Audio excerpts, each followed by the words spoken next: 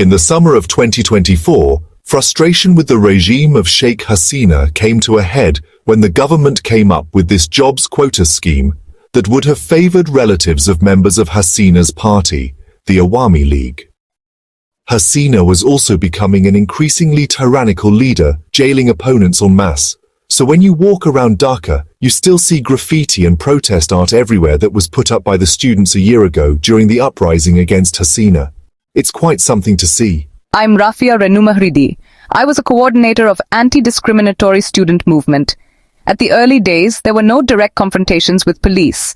But on the 14th of July, police created this chain and also put the barricades on the streets. Police, together with the ruling party's armed cadres, pounded upon the protesters with live ammunition, with sniper shot, with shell rounds from helicopter. I was on the streets armed with sticks and stones. So the crunch point came on August 5th. That's when police refused to fire on protesters and Hasina was forced to flee into exile in India. The UN estimates that around 1,400 people died during the protests, but thousands more went missing or were injured, and the real toll is not really known. So even today, Hasina's supporters deny that she had anything to do with the violence. There are a few different theories going around, but one of the most interesting that I've heard from a senior Awami League figure is that Islamists posed as members of the Awami League student wing in order to then incite violence and lead to this wider protest movement that then led to Sheikh Hasina's downfall. I've not seen any evidence to support these claims whatsoever. People were also getting disgusted with the level of corruption coming from Hasina and her circle, especially around the large amounts of money that they were rumored to be taking out of the country and spiriting away abroad. A lot of money allegedly stolen from Bangladesh has ended up in the UK. When you come out of Whitechapel station, there's a sign that says "Welcome to Whitechapel" that's written in English, but also in Bengali. So obviously, the links between Bangladesh and the UK go back to when Bangladesh was part of India, which was colonized. So there's been very long-standing ties. The connections back and forth are very strong. That makes the UK a natural place for Bangladeshis to invest. The UK is also a natural place for many people in the world to invest, but all the more so if you've already got links. It's tempting for us to think of kleptocracy and grand corruption as something that happens far away. But the important thing is to understand that kleptocracy and grand corruption are a global problem, and the UK is at the heart of that problem. The UK is particularly attractive because of its huge financial sector, but also particularly attractive property market. The UK has become a popular destination for Bangladeshi politicians from across the political spectrum, particularly those living here in exile. We had been investigating the ties between UK political parties and large donors when Bangladesh launched a probe into Sheikh Hasina and her family. So we realized this was a global story for the FT because Hasina and her family are pretty global themselves. Her sister, Sheikh Rehana, is a UK citizen, and Rehana's daughter, Tulip Siddiq, is a Labour Party MP, until recently was a minister in the Starmer government. Members of Sheikh Hasina and Sheikh Rehana's families, including Tulip Siddiq, have been accused in corruption probes by Bangladeshi authorities of embezzling funds from infrastructure projects. Some members of the two families are also on trial in Dhaka for allegedly using their influence to illegally obtain state-owned land. There had been many questions about Tulip Siddiq in recent years, which all raised doubts about the compatibility of her role as the minister with responsibility for anti-corruption in the city, at a time when there were allegations that her family had siphoned funds from an impoverished country. Obviously, as someone who lived in Bangladesh and covered Bangladesh for years, I'd had a lot of tips about money that had been taken out of Bangladesh to the UK over that time. And then when Sheikh Hasina fell, I started to discuss with my colleague, Raif Uddin, how could we investigate these? A source sent me a dossier of property filings and registrations. One of these filings stood out. It was an apartment in a block of flats in London's trendy King's Cross that Siddiq had come to acquire in the early 2000s, when she couldn't have been more than 22 years old. But this property had been transferred to Siddiq by a property developer. We found out that he had ties to the former Bangladeshi regime. Now this really sparked the investigation into Tulip Siddiq, which partly contributed to her having to resign earlier this year. It's a completely politically motivated smear campaign trying to harass me. There is no evidence that I've done anything wrong. The FT's investigation into Tulip Siddique was one part of a much bigger jigsaw that explored hundreds of properties tied to the former Bangladeshi regime. One person in particular, Saifuzzaman Chowdhury, the land minister, we found owned more than 300 properties in the UK. It's extraordinary that he managed to buy 300 properties, at the least, in the UK. This is a cabinet minister in one of the poorest countries in the world, where you're not allowed to take out more than $12,000 out of the country. The National Crime Agency has identified and frozen 350 properties, which tallies with the FT's investigation, which found more than 300 of those properties. Saifuzzaman Chowdhury hasn't responded to any questions put to him by the Financial Times. During the rule of Sheikh Hasina's regime between 2009 and 2023, the interim government now estimates that up to $16 billion could have been siphoned out of the country every year. For a long time, power oscillated between Sheikh Hasina and Khaleda Zia, the leader of the BNP, the other main party in Bangladesh. And then in 2008, in December, there was an election that re-elected Sheikh Hasina. And this really changed the trajectory of Bangladesh. I'm Badil Alam Majumdar. Previously, I was head of the Electoral Reform Commission. During Hasina's time in power, my home was attacked. The American ambassador came to our home for a farewell dinner, and as she was leaving, her motorcade was attacked by Hasina's goons.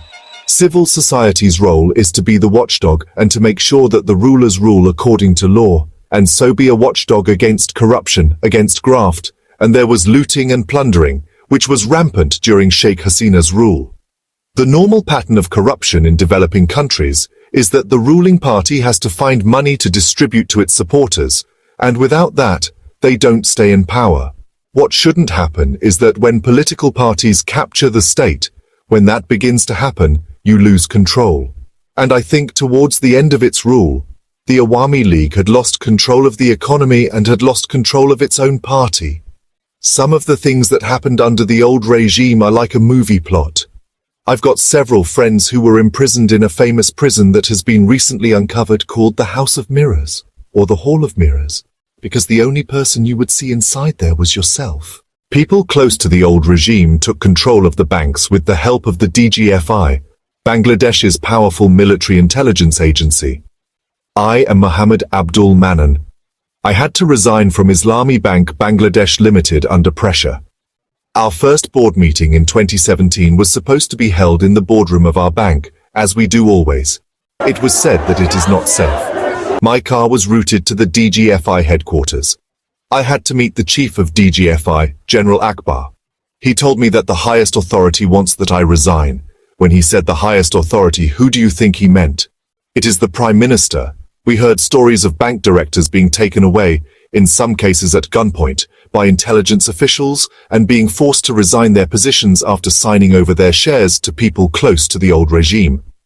It's an amazing thing what they did. They simply removed the board at gunpoint and produced their own board. Takeover. They issue loans to their cronies. Loans, quote unquote. Everybody knew that you do not have to pay it back.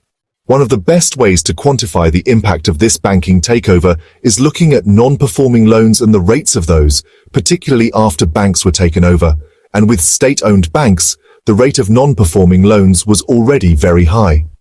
Now with a bank like Islami Bank, it really escalated after the takeover. In theory, no family could have more than 10% of a bank.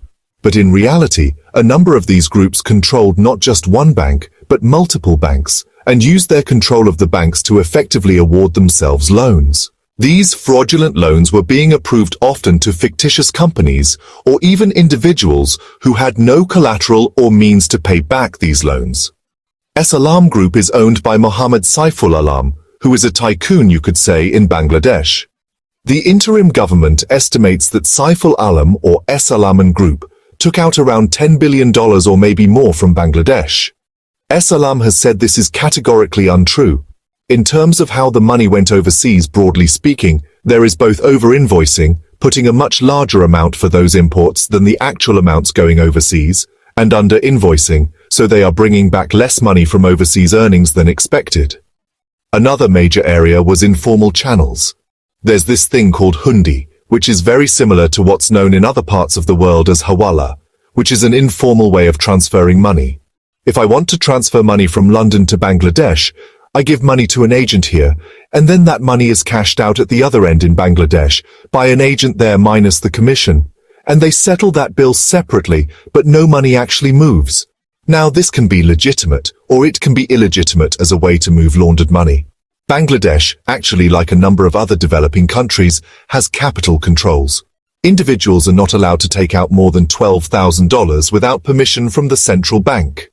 Once the loan has been issued and everyone's taken their cut, and it's never been paid back to the bank, that's where the hundi network comes in. Hundi is often used to move remittance money from the UK to Bangladesh, but it can also be used to move money from Bangladesh to the UK. And it can happen at a really big scale. In one estimate, they looted $234 billion both from the banking sector and the business sector in different ways. This is probably the biggest money plundering from any country in the world. One of the things Bangladesh's Anti-Corruption Commission is looking into are allegations that people tied to the old regime skimmed funds from big infrastructure projects. One is the Padma Bridge project, which the World Bank declined to lend to because of corruption concerns. And another one was Bangladesh's first ever nuclear power plant. None of this, by the way, was secret. It was in the press, in the media. People were openly talking about it. The corruption was very public and in your face, but no one cared, because no one had the power to do anything about it, and most people were so atomized and fearful that if they spoke out, they would disappear. There were these massive processes of disappearing people, putting them into dungeons, mysterious killings, mysterious disappearances that even though everyone knew what was going on, they kept quiet. When Sheikh Hasina was forced to flee Bangladesh and go to India, there was a power vacuum, and Muhammad Yunus was asked to step in. He's a Nobel Prize-winning economist and the father of microlending and also really disliked by Sheikh Hasina. I'm Muhammad Yunus. I'm the chief advisor of government of Bangladesh.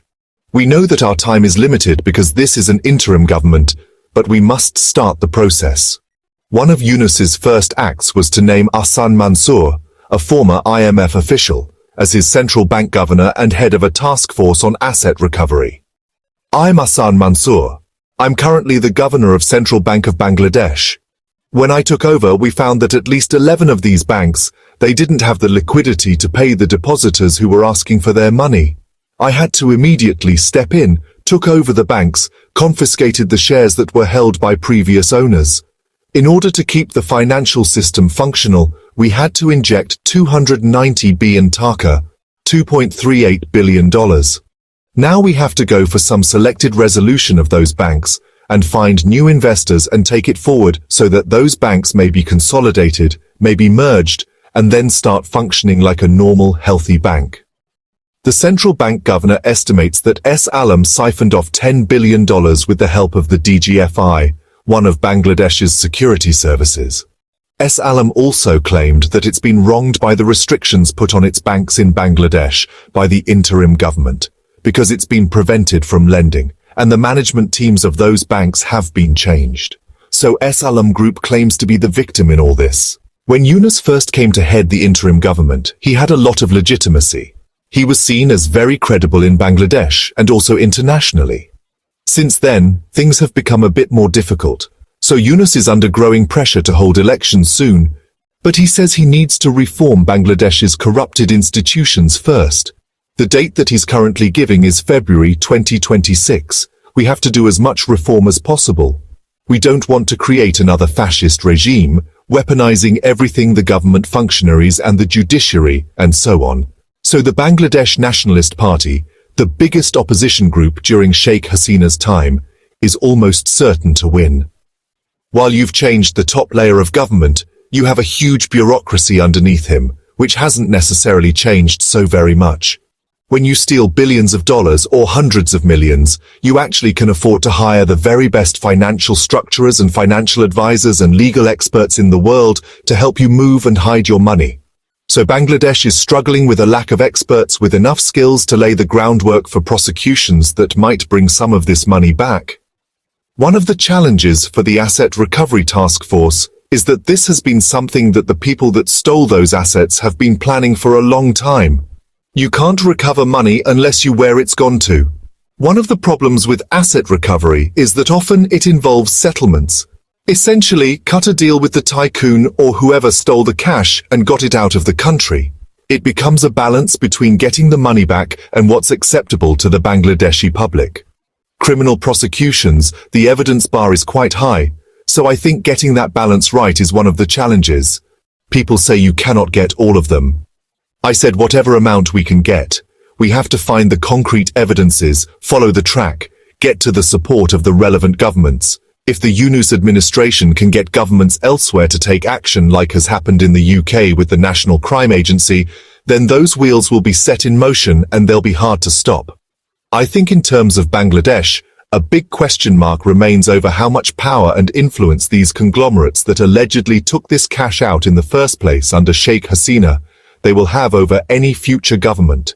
And that will dictate whether corruption continues to be pervasive in the country. While Bangladesh's revolution seems like a turning point, it's also possible that the country could revert to a situation where one group has too much political power. Except in this case, it would be the BNP, not the Awami League. The aspirations of the people who came out on the streets were very high. It will take time to get anywhere close to that. But reform of the basic institutions that are now center stage, and I think it will be very hard to push that back, whoever comes to power. Our fear is that maybe we will not be able to fulfill our promises that we have promised to our martyrs. That is the biggest fear right now.